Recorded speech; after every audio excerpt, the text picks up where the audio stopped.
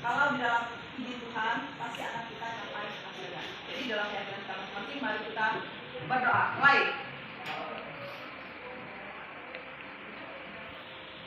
Berdoa selesai. Untuk hari ini kita masuknya di dalam kelas karena Ibu ingin membuat keyakinan kelas untuk kelas 82 ini. Dan biasanya kita kan di dalam praktek mata pelajaran PJOK, tapi untuk hari ini kita prakteknya di dalam kelas. Itu kita membuat keyakinan kelas. Tahu nggak keyakinan kelas? Ada sudah tahu keyakinan kelas? Belum tahu? Ya. Nah, baik. Nah, sekarang Ibu jelaskan. Namanya keyakinan kelas itu seperti sebuah penanaman nilai-nilai karakter. Ya, penanaman nilai-nilai karakter yang dibuat oleh kelas ini, sehingga nantinya itu menjadi sebuah budaya positif yang dilakukan oleh kelas ini dan kemudian memberikan kenyamanan ya untuk kalian semua yang ada di dalam kelas ini. Itu daripada keyakinan kelas. Jadi keyakinan kelas itu semacam peraturan, tapi peraturan itu yang dibuat oleh kalian. Nah, kemudian ketika kalian melakukan itu tidak merasa seperti sebuah paksaan, tapi merasa sebuah kewajiban. Yang apabila kalian tidak melakukannya, kalian seperti ada merasa sesuatu yang hilang dari dalam diri kalian. Misalnya, ini Novia, kita masuk di sekolah kan jam 7 pagi ya, masuk jam 7 pagi. Itu peraturan dari sekolah. Nah, dan kemudian Novia membuat keyakinan diri, bukan keyakinan kelas ya, keyakinan diri. Novia, nah, misalnya Novia, saya sebelum jam 7 harus sudah berada di sekolah supaya saya tidak terlambat. Nah, itu kan, itu penanaman nilai-nilai karakter yang sudah ada di dalam diri Novia, sehingga akhirnya ke depannya nanti ketika Novia sudah terbiasa melakukan itu, jadi akhirnya menimbulkan sebuah budaya positif untuk dirinya. Jadi itu yang dinamakan dengan keyakinan diri. Nah, sekarang keyakinan kelas yaitu yang bisa membawa dampak positif untuk kelas ini. Kenyamanan kelas 82. Sampai sini paham?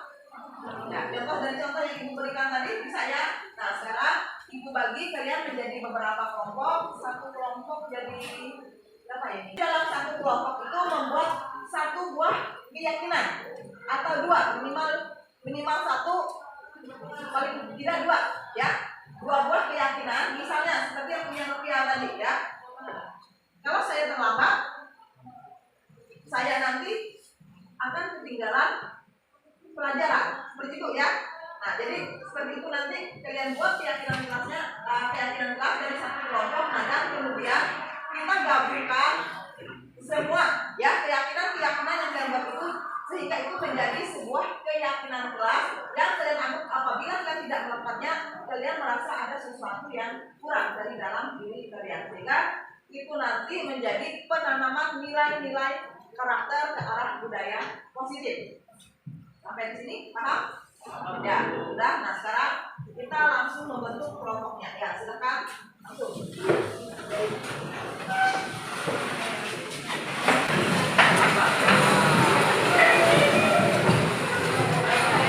Nanti bisa kalian bentuk ya. Itu mau bentuknya jadi kupu-kupu, mau jadi ikan, terserah. Tapi di sini ada tulisan. Ada tulisan keyakinan kelas yang telah kalian buat, yang kalian sepakati dalam satu kelompok ini. Paham? Jadi satu kelompok ini minimal satu buah keyakinan. Ya, satu buah keyakinan yang kalian buat, paling nggak dua aja ya. Di sini oleh kalian sudah modifikasi dan kalian kreasikan. Ya, jadi boleh kalian kreasikan di sini misalnya dalam bentuk daun. Nah, kalian isi tulisan tadi keyakinannya. Nah, ketika kalian buat keyakinan itu seperti contoh tadi ya, Novia pengen cepat berangkat sekolah supaya tidak terlambat. Nah, setelah selesai nanti kita tempelkan di depan. Ya, paham? Ya, sudah. Nah, jadi kita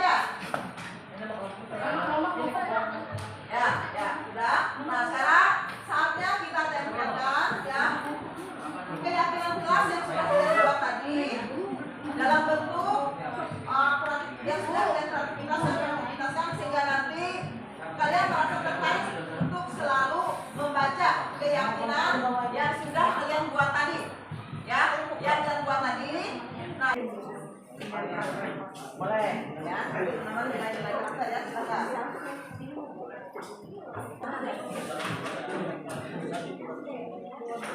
Selanjutnya yang mau menempelkan keyakinan kelasnya, oh ya boleh.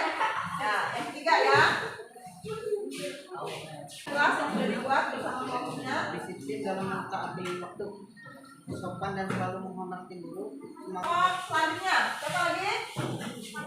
Ya, boleh, silakan. Bagus, semangat. Apa keyakinan kelasnya? Ya, yang kelas supaya apa? Keyakinan kelas yang dibuat itu? Ya, tujuannya supaya kelas ini menjadi nyaman pada saat proses belajar. Ya, bagus ya. Empat, ya, silakan.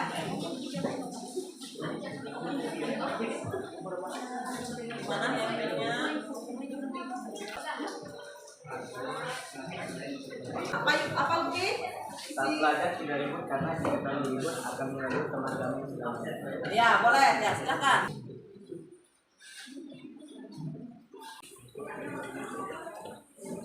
Sudah membuat keyakinan kelas ya, itu untuk penanaman nilai-nilai karakter ke arah budaya positif yang akan kalian lakukan sehingga menciptakan kelas yang nyaman nantinya ke depannya ya, yang sudah kalian sepakati secara berkelompok. Nah, seharusnya itu tadi kita buat satu orang itu satu. Nah, kalau kita buat satu orang satu, karena jumlahnya kan ada 30 orang ya, nak ya. Jadi kebanyakan kalau kita tempel semua di situ nanti. Karena ibu ingin melihat juga kreativitas kalian memodifikasi kertas-kertas itu tadi dalam bentuk apa. Nah, semoga ini nanti ya jangan bosan kalian baca sehingga meningkatkan literasi kalian ya. Ketika kita membaca ini, oh sadar, oh ini kemarin kesepakatan yang sudah saya buat, sehingga kalian akan teringat dan tidak akan melakukan kesalahan ya, kesalahan yang sehingga nilai-nilai karakter yang ada di diri itu tidak baik. Jadi keyakinan kelas ini dibuat salah satu untuk penanaman nilai-nilai karakter ke arah budaya positif yang muncul dari dalam diri kalian, sehingga apabila nanti dalam melakukannya kalian akan merasa ada sesuatu yang kurang. Sekali lagi materi minggu depan dalam materi PJOK kita praktek di lapangan. Tugas yang kemarin ya, ya untuk hari pagi ya.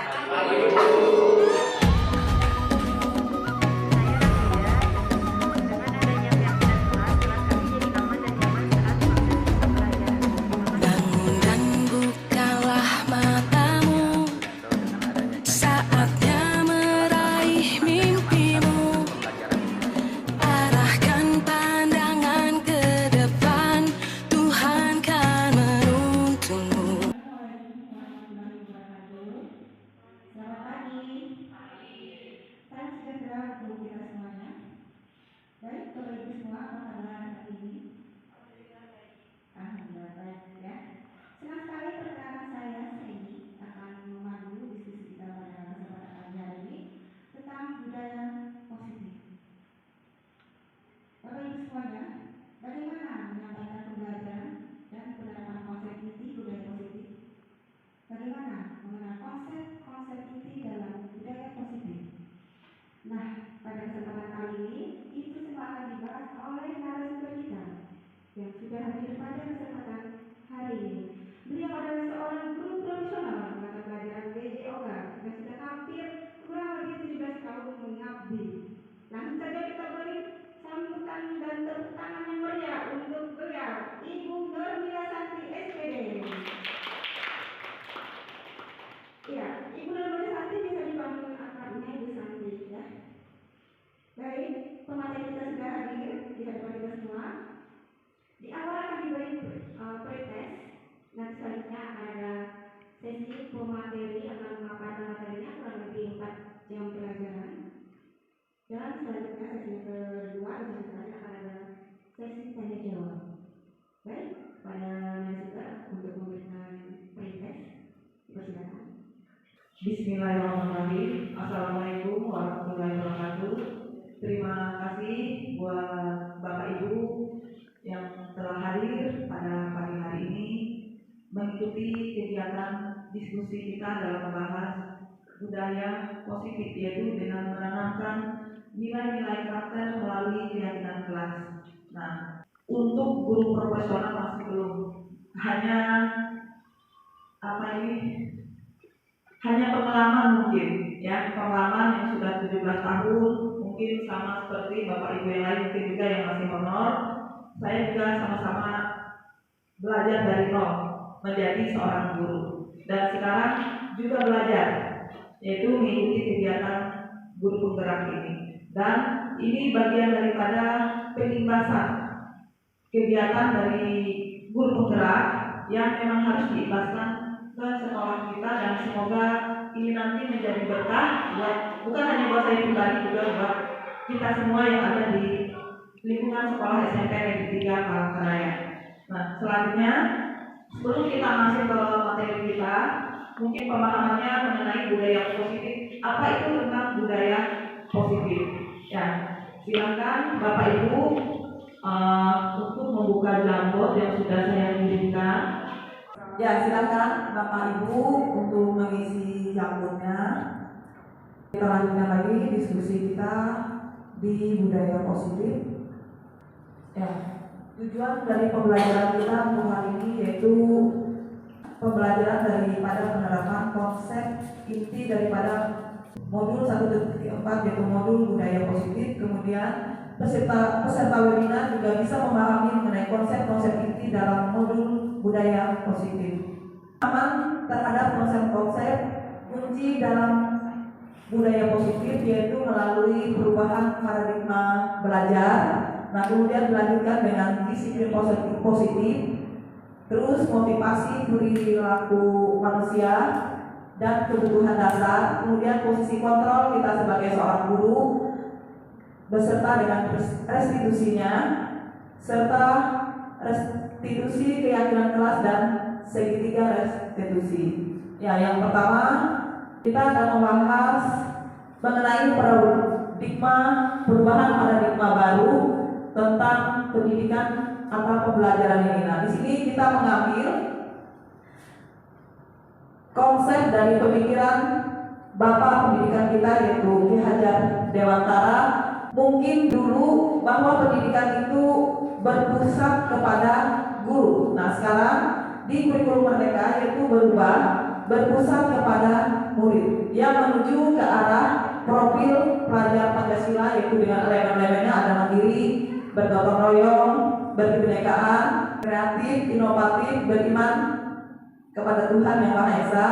Nah, di sini menurut Ki Hajar Dewantara bahwa mendidik dan mengajar adalah proses kemanusiaan manusia, sehingga harus memerdekakan manusia dari segala aspek, dari segi kehidupan baik secara fisik, mental, jasmani maupun rohani. Dan pendidikan adalah tempat persemaian daripada benih-benih budaya, yang mana benih-benih itu ketika disemai, dirawat, dijaga, ditumbuh kembangkan dengan cara yang benar, dengan cara yang tepat, akan berperan membentuk sebuah peradaban yang menuju ke arah peradaban yang positif. Nah, dan kemudian didasarkan dari sifat bawaan peserta didik, yaitu cipta, rasa, dan kasa. Metode yang digunakan adalah metode AMOM yang memiliki arti menjaga, mendidik, dan membina berdasarkan kasih sayang. Materi selanjutnya, disiplin positif, yaitu di mana ada kemerdekaan, disitulah harus ada disiplin yang kuat. Sungguh pun disiplin itu bersifat self-disiplin, yaitu kita sendiri yang mewajibkan kita dengan sekeras-kerasnya. Tetapi itu sama saja, sebab kalau kita tidak cakap melakukan self-disiplin, wajiblah penguasa lain yang disiplinkan diri kita, dan peraturan demikian itulah yang harus ada di dalam suasana yang merdeka menurut Pak Ki Hajar Dewantara. Nah, berarti apabila kita tidak sanggup memerintah diri kita, berarti kita membutuhkan orang lain untuk memerintah kita. Positif juga sebagai bentuk kontrol diri, yaitu belajar untuk mengontrol diri agar dapat mencapai suatu tujuan mulia, yaitu tujuan mulia yang di sini mengacu pada nilai-nilai atau prinsip-prinsip mulia yang dianut seseorang nilai-nilai tersebut sebagai nilai-nilai kebajikan yang universal. Nilai-nilai kebajikan adalah sifat-sifat positif manusia yang merupakan tujuan mulia yang ingin dicapai oleh setiap individu. Di budaya positif ini yang kita munculkan yaitu motivasi perilaku manusia. Nah, di sini Diane dosen dalam bukunya Restitusi Skol Disiplin menyatakan ada 3 motivasi perilaku manusia. Nah, yang pertama yaitu untuk menghindari ketidaknyamanan atau hukuman. Nah, di sini adalah tingkat terendah dari motivasi perilaku manusia, karena di sini biasanya orang yang dengan motivasi perilakunya untuk menghindari hukuman dan ketidaknyamanan akan bertanya apa yang akan terjadi apabila saya tidak melakukannya. Nah, sebenarnya mereka sedang menghindari permasalahan yang mungkin muncul dan terpengaruh pada mereka secara fisik, psikologis maupun tidak terpenuhnya kebutuhan mereka bila mereka tidak melakukan tindakan tersebut. Nah, motivasi ini bersifat eksternal yang datangnya dari luar, bukan secara intrinsik berada dari yang memang datang dari dalam diri mereka. Motivasi perilaku manusia yang kedua yaitu untuk mendapatkan imbalan dan penghargaan dari orang lain, yaitu satu tingkat di atas motivasi yang pertama. Di sini orang berperilaku untuk mendapatkan imbalan atau penghargaan dari orang lain dengan motivasi ini akan bertanya apa yang akan saya dapatkan apabila saya melakukan. Jadi muncul pertanyaan di sini. Jadi mereka melakukan sebuah tindakan untuk mendapatkan pujian dari orang lain yang menurut mereka penting, dan mereka dalam dunia berkualitas mereka. Mereka juga melakukan sesuatu untuk mendapatkan hadiah, pengakuan atau imbalan.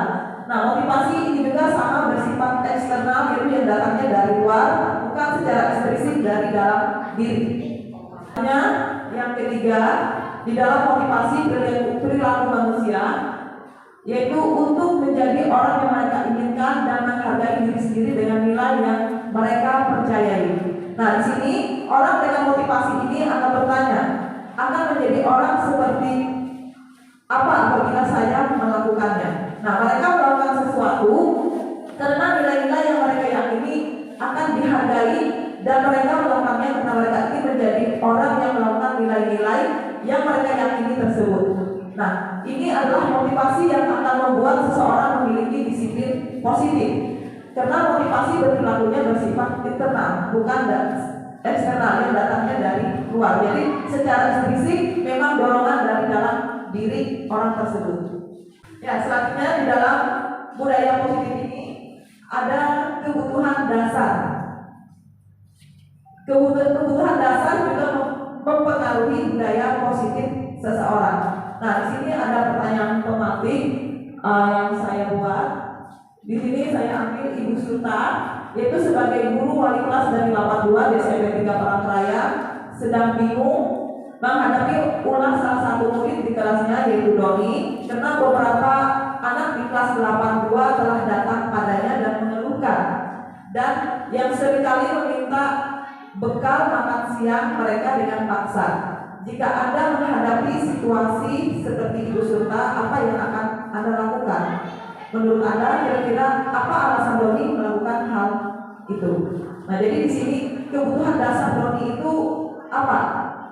Kebutuhan dasar menurut Dr. William Blaser dalam choice theory yaitu dibagi menjadi 5 kebutuhan dasar, yaitu kebutuhan untuk bertahan hidup atau survival, kemudian kasih sayang dan rasa diterima, kebebasan, kesenangan dan penguasaan. Jadi ada 5 ini ketika seseorang bertindak untuk memenuhi kebutuhan dasarnya. Tadi ada kebutuhan dasar. Nah, sekarang posisi kontrol restitusi. Nah, di sini kita bertindak sebagai seorang guru. Diana dosen dalam bukunya di Restitusi Skol Disiplin pada tahun 1998, yaitu mengungkapkan bahwa guru itu perlu meninjau kembali penerapan disiplin di dalam ruang-ruang kelas mereka selama ini. Nah, apakah telah efektif? Apakah berpusat memerdekakan dan memendirikan murid? Bagaimana dan mengapa? Nah, melalui serangkaian riset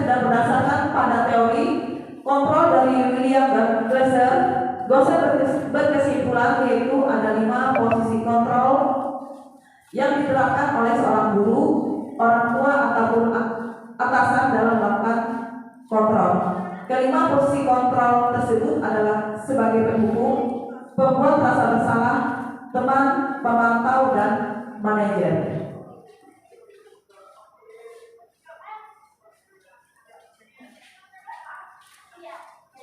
Mungkin yang pertama dulu yaitu posisi kontrol sebagai seorang penghukum. Nah, posisi kontrol sebagai seorang penghukum ini nada suaranya tinggi, bahasa tubuh, mata melotot, dan jari menunjuk-nunjuk menghadap. Kemudian dengan mengucapkan terlambat lagi, pasti terlambat lagi, selalu datang terlambat. Kapan bisa datang tepat waktu? Nah, di sini kita akan mendapatkan hasil kemungkinan murid menjadi marah dan mendendam yang bersifat agresif. Bisa jadi sesudah kembali duduk. Nah, murid tersebut akan mencoret-coret bukunya atau meja tulisnya. Lebih buruk lagi, sepulang sekolah, murid melihat motor atau mobil bapak ibu guru dan akan menggores kendaraan tersebut dengan paku atau lainnya. Ya, yang kedua yaitu pembuat rasa bersalah. Nah, di sini dengan posisi kontrol pembuat rasa bersalah dengan nada suara memelas, halus, sedih, bahasa tubuh merapat pada anak, lesu. Adik, kamu ini bagaimana ya? Kamu sudah berjanji dengan ibu tidak akan terlambat lagi. Kamu kenapa ya? Senang sekali mengecewakan ibu. Ibu benar-benar kecewa sekali. Nah, di sini hasilnya murid akan merasa bersalah. Bersalah telah mengecewakan ibu atau bapak ibu gurunya. Murid akan merasa menjadi orang yang gagal dan tidak sanggup membahagiakan orang lain. Dan kadang-kala sikap seperti ini lebih berbahaya daripada sikap penghukum. Karena emosi akan tertanam rapat di dalam murid menahan perasaan. Murid tertekan seperti inilah yang tiba-tiba bisa meletus amarahnya dan bisa menyakiti diri sendiri atau orang lain. Kemudian posisi kontrol yang selanjutnya yang ketiga yaitu sebagai teman, yaitu dengan nada suara ramah, akrab, dan bercanda, bahasa tubuh merapat pada murid, mata dan senyum jenaka. Seperti contohnya yaitu, adik, ayolah, bagaimana sih kamu? Kemarin kamu sudah berjanji ke bapak, bukan? Kenapa terlambat lagi? Sambil tertawa ringan. Ya sudah, tidak apa-apa. Duduk dulu sana. Nanti Pak Guru bantu kami. Sambil senyum-senyum. Nah, di sini hasilnya murid akan merasa senang, akrab dengan guru. Ini termasuk dampak yang positif. Hanya saja di sisi negatif, murid menjadi tergantung kepada guru tersebut. Bila ada masalah, dia merasa bisa mengandalkan guru tersebut untuk membantunya. Akibat lain dari posisi teman, adik hanya akan berbuat sesuatu bila yang menyuruh adalah guru tersebut dan belum tentu berlaku yang sama dengan guru atau orang lain. Posisi yang selanjutnya yaitu yang keempat sebagai pemantau. Posisi sebagai pemantau yaitu dengan nada suara datar, bahasa tubuh yang formal. Ini contohnya guru mengucapkan, adik, tahukah kamu jam berapa kita mulai? Kemudian adik menjawab, tahu pak. Kemudian gurunya menjawab, kamu terlambat 15 menit. Apakah kamu sudah mengerti konsekuensi yang harus dilakukan bila terlambat? Nah, di sini adik menjawab, paham pak, saya harus tinggal kelas pada jam istirahat nanti dan mengerjakan tugas ketertinggalan saya. Dan guru menjawab, ya benar. Nanti pada saat jam istirahat kamu harus tinggal di kelas untuk menyelesaikan tugas yang tertinggal tadi. Saya tunggu. Nah, di sini hasilnya murid memahami konsekuensi yang harus dijalankan karena telah melanggar salah satu peraturan sekolah, yaitu guru tidak menunjukkan suatu emosi yang berlebihan menjadi marah atau membuat merasa berbuat salah. Murid tetap dibuat tidak nyaman, yaitu dengan harus tinggal di kelas pada waktu jam istirahat dengan mengerjakan tugas yang tertinggal tadi. Yang terakhir dari posisi kontrol yaitu posisi kontrol guru sebagai seorang manajer. Di sini yaitu dengan nada suara tulus, bahasa tubuh tidak kaku, mendekat ke murid. Ya, saya buatkan contohnya. Guru berbahasa, "Adi, apakah kamu mengetahui jam berapa sekolah dimulai?" Kemudian Adi menjawab, "Tahu Pak, jam 7." Nah, kemudian guru menjawab lagi, "Ya, jadi kamu terlambat. Kira-kira kamu akan perbaiki masalah ini." Nah, kemudian Adi mengucapkan, "Saya bisa menanyakan teman saya Pak, untuk mengejar tugas yang tertinggal." Kemudian guru, "Baik, itu bisa dilakukan. Apakah besok akan ada masalah untuk kamu agar bisa hadir tepat waktu ke sekolah?" Kemudian Adi, "Tidak Pak, saya bisa hadir tepat waktu." Nah, kemudian guru, "Baik, saya menghargai usahamu untuk memperbaiki diri." Nah, pada posisi kontrol manajer, maka suara guru sebaiknya tulus, tidak perlu marah, tidak perlu meninggikan suara, apalagi menunjukkan jari ke murid, berkaca pikan atau bersikap seolah-olah menyesal, tampak sedih sekali akan perbuatan murid, ataupun bersenda gurau menempatkan diri sebagai teman murid. Nah, fokus pada murid bukan untuk membahagiakan guru atau orang tua murid sudah mengetahui adanya suatu masalah dan sesuatu perlu terjadi. Bila guru mengambil posisi pemantau, guru akan melihat apa konsekuensinya, apa peraturannya. Namun pada posisi manajer, guru akan mengembalikan tanggung jawab pada murid untuk mencari jalan keluar daripada permasalahannya, yaitu dengan bimbingan guru tersebut tadi. Nilai positif selanjutnya yaitu melalui keyakinan kelas dan segitiga restitusi. Mengapa keyakinan kelas? Mengapa bukan peraturan kelas saja? Nah, jadi mungkin muncul pertanyaan di sini. Nah, jadi jawaban pertanyaannya berikut. Mengapa kita memiliki peraturan tentang penggunaan helm pada saat mengendarai sepeda motor roda 2 atau motor?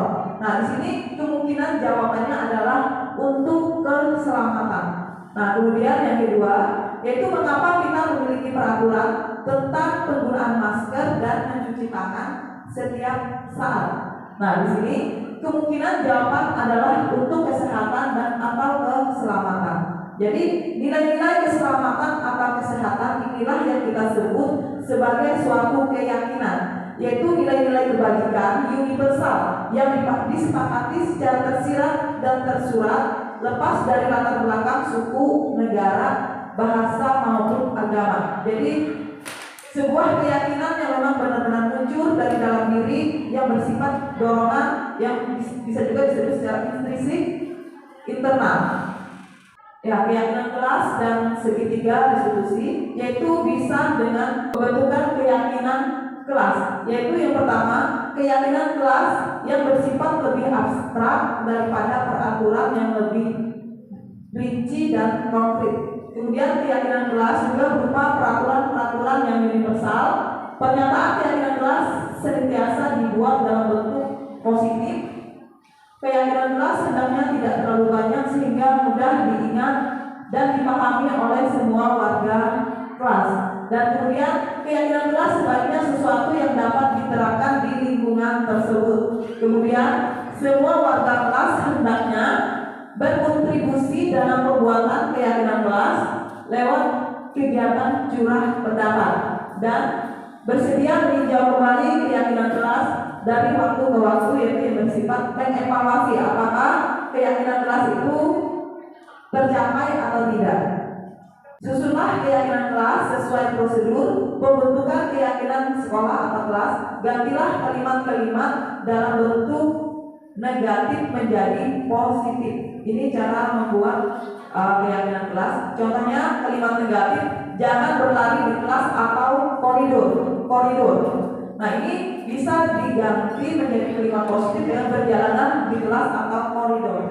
Nah, setelah keyakinan sekolah kelas selesai dibuat, maka semua warga kelas dipersilahkan meninjau ulang dan menyetujuinya dengan menandatangani keyakinan sekolah sekolah kelas tersebut, termasuk guru dan semua warga murid. Dan keyakinan sekolah kelas selanjutnya bisa diletakkan di dinding kelas di tempat yang mudah dilihat oleh semua warga kelas. Nah, ini sudah saya praktekkan di kelas 82 dan kelas yang lainnya. Bisa diputar Google Drive. Ya, ini saya kemarin sudah membuat, dan kelas ini bisa dibuat oleh Bapak Ibu juga di PMM untuk membuat aksi nyata atau bukti nyatanya. Jadi kegiatan Bapak Ibu selama membuat keyakinan kelas di video dari awal sampai proses akhir. Di kelas 82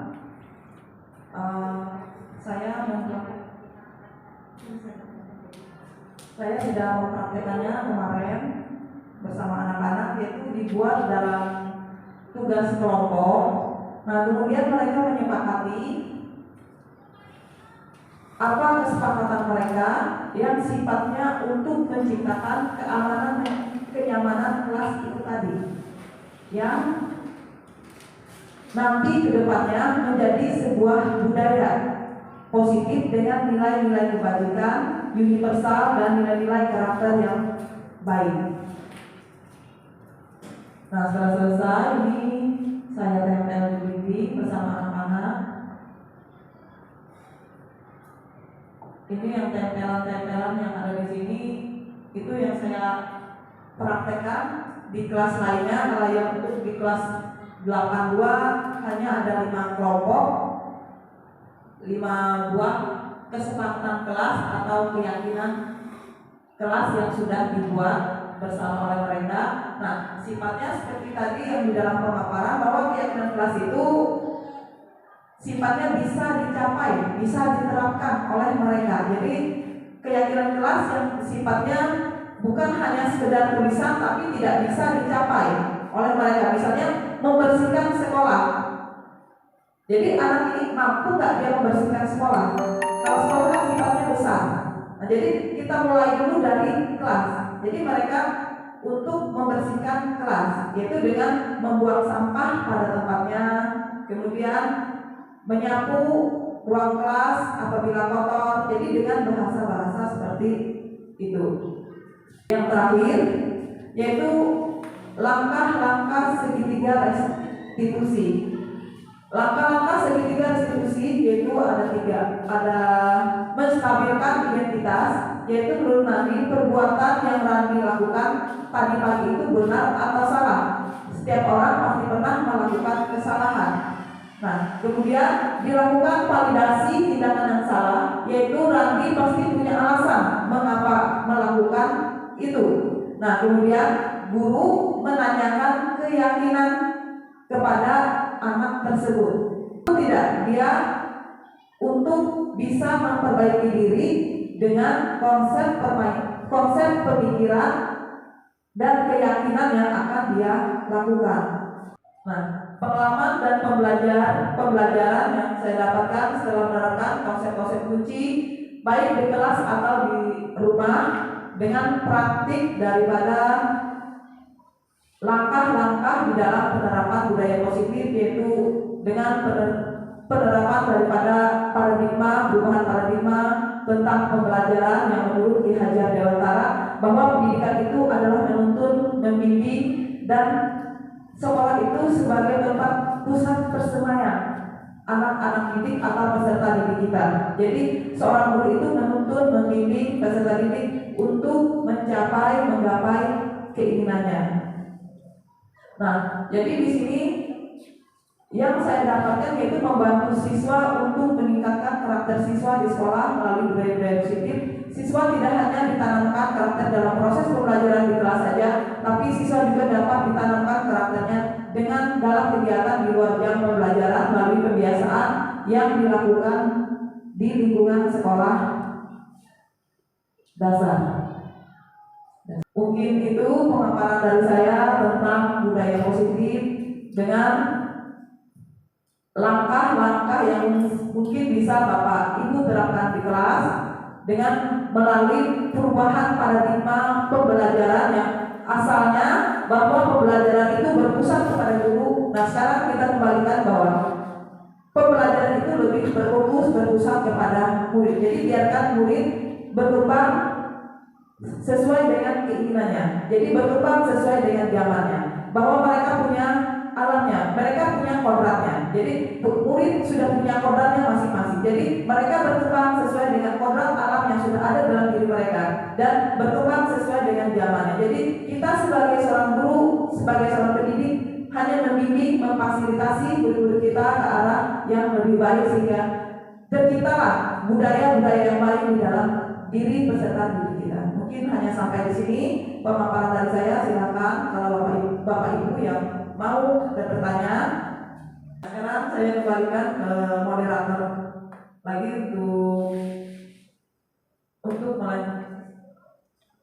untuk melanjutkan ke sesi berikutnya. Kita beri tepuk tangan sekali lagi untuk Ibu Nurmina Santi yang telah memaparkan materinya. Tepuk tangan. Bapak Ibu yang kami hormati, sekarang saatnya kita masuk ke sesi kedua dan lanjut nanti ke post test, ya. Saya beri kesempatan untuk 2 orang penanya. Silahkan ajukan tangan dan sebutkan nama dan mengaku apa. Baik, terima kasih atas kesempatan yang diberikan kepada saya. Nama saya Tuti Haryani, Mantau IPA.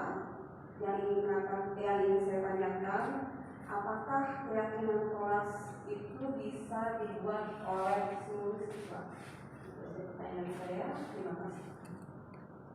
Perkenalkan, saya Rio Agustino, mengaku Mabel PPKN ya. Nah, ini untuk budaya positif ya. Dasar anak-anak itu mau memunculkan keinginannya untuk menerapkan budaya positif itu di dalam kelas itu seperti apa kira-kira supaya yang lain ini bisa paham, anak-anak ini itu seperti apa kira-kira caranya. Ya, terima kasih. Baik, terima kasih kepada Pak Pertama atas pertanyaannya. Itu pertanyaan pertama Bu Santi, ya. Bagaimana keyakinan kelas ini bisa dibuat oleh semua siswa? Itu dari Bu Tuti. Terus pertanyaan kedua dari Pak Rio. Itu dasar untuk memunculkan budaya positif itu seperti apa supaya siswa kita itu tidak bingung dalam menerapkannya. Silakan Bu. Ya, terima kasih buat Bu Tuti sama Pak Rio dengan pertanyaannya. Jadi di sini kita sama-sama belajar ya Bapak Ibu. Untuk pertanyaan dari Bu Tuti dulu ya tadi tentang keyakinan kelas. Keyakinan kelas itu apakah bisa dibuat oleh setiap siswa? Jawabannya bisa. Jawabannya bisa. Jadi setiap siswa di kelas itu bisa membuat keyakinan yang dinamakan dengan keyakinan diri. Nah, kemudian dikumpul menjadi satu, akhirnya menjadi sebuah keyakinan kelas, yaitu kesepakatan kelas untuk misalnya untuk kelas 8-10 yang Ibu Tuti ajar, misalnya Ibu Tuti mengajar di kelas 8-10 sebagai wali kelas. Nah, itu di awal tahun ajaran mungkin Bu Tuti pengen kelasnya jadi intinya jadi nyaman dan aman. Jadi Bu Tuti membuat kesepakatan di awal tahun ajaran dulu, awal tahun ajaran baru, yaitu bersama murid-murid di kelas yang Bu Tuti bimbing. Nah, di situ silahkan mungkin murid-muridnya untuk membuat keyakinan diri masing-masing. Nah, setelah terkumpul semua dikumpulkan jadi satu. Nah, kemudian dievaluasi lagi. Dievaluasi dari semua, mungkin di dalam kelasnya ada 30 orang siswa ya. Jadi 30 orang siswa itu mungkin dari 30 orang siswa tidak mungkin akan tercapai semua. Nah, jadi kita ambil yang sekiranya mudah dan bisa diterapkan oleh peserta didik yang ada di kelas itu tadi, dan kemudian akhirnya akan menjadi nilai-nilai budaya. Contohnya seperti Tuti punya visi bahwa kelas Bu Tuti bersih. Nah, jadi di sini Bu Tuti menerapkan bahwa anak-anak yaitu membuang sampah pada tempatnya, memunculkan nilai-nilai karakter dari dalam dirinya sendiri, yaitu membuang sampah pada tempatnya. Kemudian pada saat piket, saya piket. Apabila kotor kelas, saya akan membersihkan ruang kelas saya itu tadi. Mungkin sampai di sini ya Bu Tuti. Jadi terlalu banyak nanti muridnya akan tidak tercapai visi kita itu tadi di kelas itu tadi. Jadi kita saling dari 30 siswa itu tadi kita sempitkan, kita kecilkan lagi sehingga agar keyakinan kelas itu akan tercapai tujuannya. Untuk Paryo yaitu cara memunculkan nilai-nilai budaya positif. Nah, jadi budaya positif ini bisa dimunculkan yaitu dari dalam diri seseorang. Contohnya, misalnya peserta didik kita ya, peserta didik kita kan di sekolah ini punya aturan bahwa sekolah kita masuknya jam 7. Nah, jam 7 pagi. Nah, jadi di dalam diri peserta didik kita tuh harus bisa memunculkan sebuah keyakinan bahwa saya sebelum jam 7 harus sudah ada di sekolah. Jangan jawabannya saya akan bangun pagi. Semua bisa akan bangun pagi. Ya, semua bisa bangun pagi. Nah, untuk tepat datang ke sekolah supaya tidak terlambat bisa tidak? Di sini ya jawabannya. Jadi kurang lebih seperti itu. Jadi kita memunculkan dorongan dari dalam diri dulu yang bersifat secara intrinsik, yang secara internal, bukan dari eksternal. Jadi bukan dari perintah orang lain, tapi kita memerintah diri kita sendiri dulu, sehingga akan tercapailah daripada nilai-nilai budaya positif itu tadi. Terima kasih. Hadirin Bapak Ibu yang berbahagia, alhamdulillah rangkaian sesi diskusi pada hari ini sudah terlaksana dengan baik. Kami ucapkan terima kasih kepada pemateri kita yaitu Ibu Nurul Santi sudah berbagi ilmu kepada kita semua, dan juga terima kasih kepada audiens ya, yang sudah menyimak dengan antusias diskusi kita pada kesempatan hari ini. Boleh kasih aplaus untuk Bapak Ibu semuanya.